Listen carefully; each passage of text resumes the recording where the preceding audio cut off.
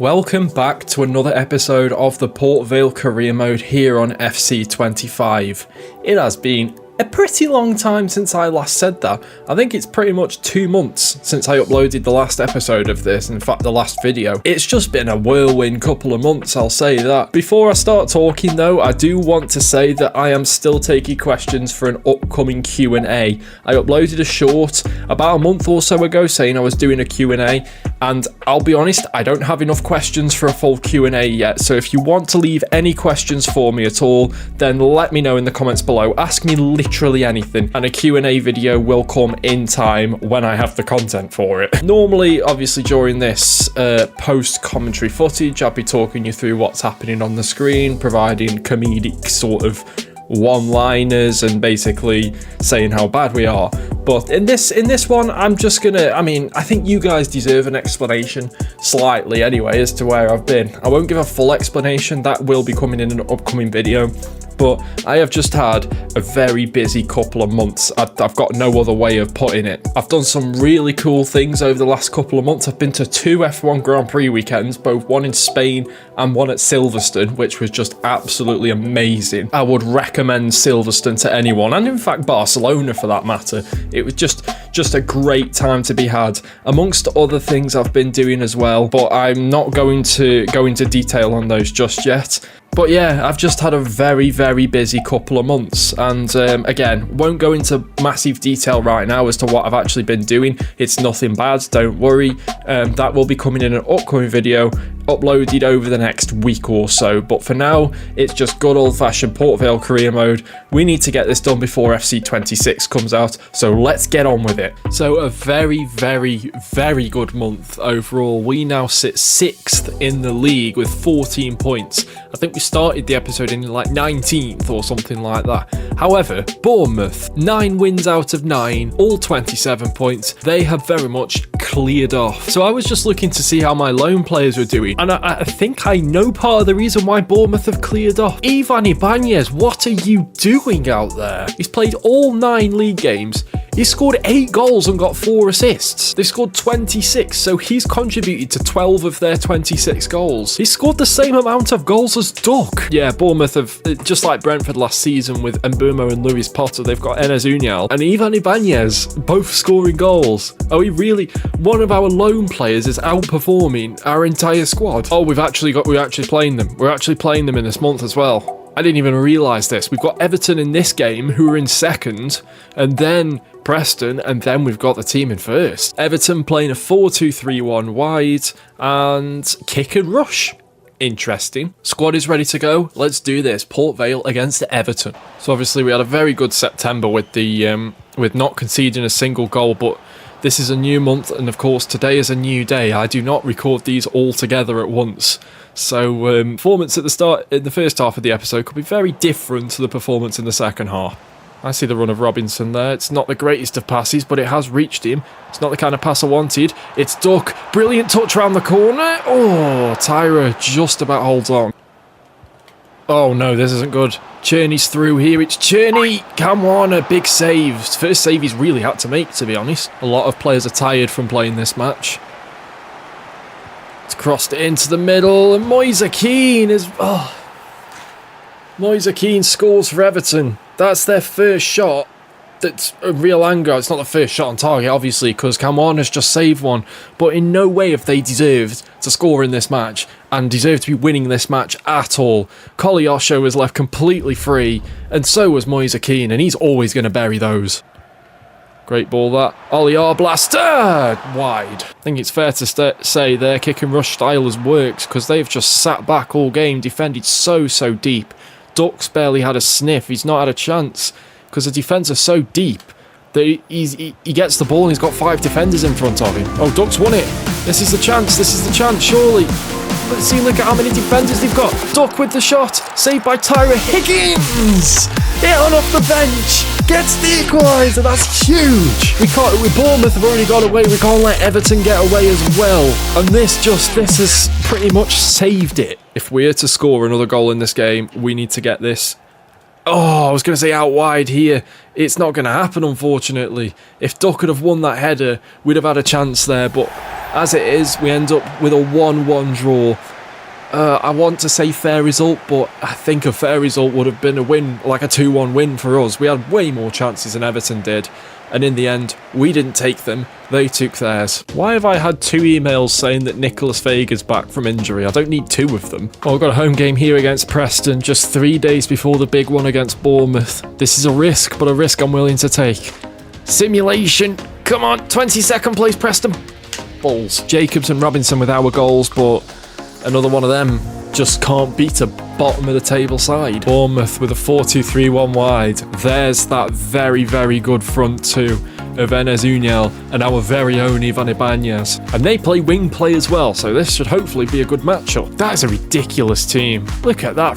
That's not a championship team. We need to exploit Binks though. In my experience of playing Football Manager, Binks is not very good. I just hope Ivan Ibanez doesn't score against us. I mean, realistically, he should not even be playing.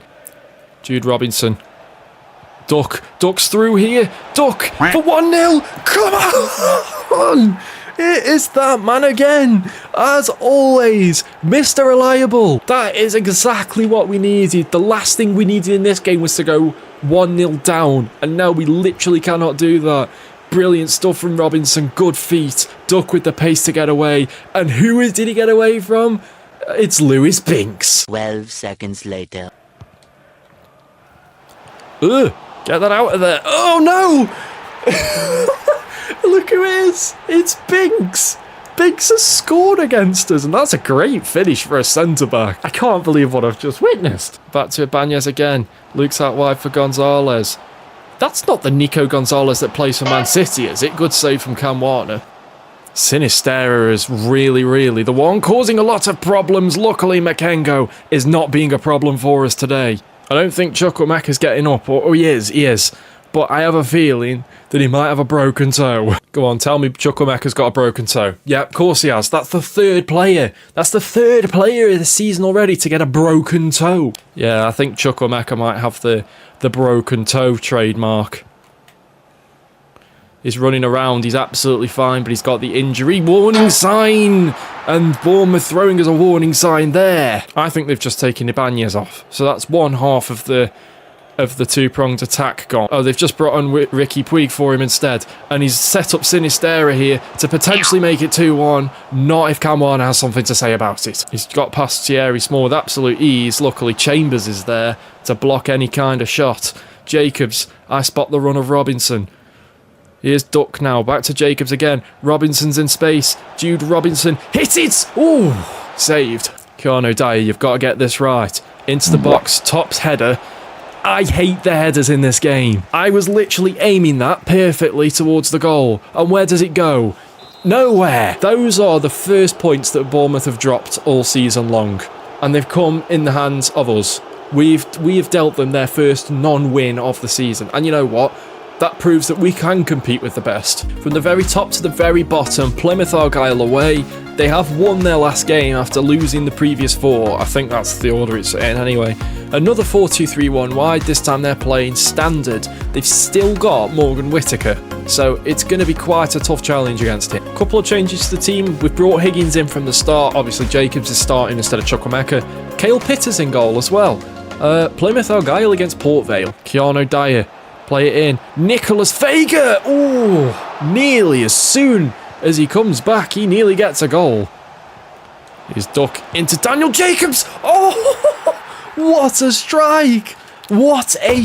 Ow! That is what Daniel Jacobs is capable of, and that is what he can bring when we don't have Chukwuemeka. Finally, a breakthrough. We've been struggling to find that bit of space, that extra final pass to be able to produce a goal, and finally we've produced it in emphatic style. Vega, that's good. He's got away from the men there. I don't really know where I was going with that piece of commentary. Duck! Grimshaw, emphatic again with the save. I don't know why I keep saying the word emphatic. It was a TV save. Here's Higgins on the right hand side to Duck now. Duck to Nicholas Vega. Oh, it's broken for Duck again. Here's Duck. He's going to have to shoot. Grimshaw saves. I don't think we were ever really scoring from there, to be honest. I was kind of just doing that, hoping for a corner. Here's Higgins again. Daniel Jacobs. Oh my God. I did not mean to shoot that first time, and I thought that was going nowhere near. Piano die with the corner. That's perfect. That is absolutely perfect. It's Guerra with his first goal. I think it's his first goal. Doesn't matter. Doesn't matter. It's a second goal for us in this game, and I think we're finally out of sight now. And we've scored a header. Come on. That was perfect. Straight at Guerra, who just headed it straight back where it came from. Well, that's a lie. He headed it right in the middle of the goal, and Grimshaw probably should have done a bit better with that. Well then, that ends off a brilliant game from us, really. We saw it out. We didn't really give Plymouth much of a sniff there. I don't think Cale Pitter had a single save to make.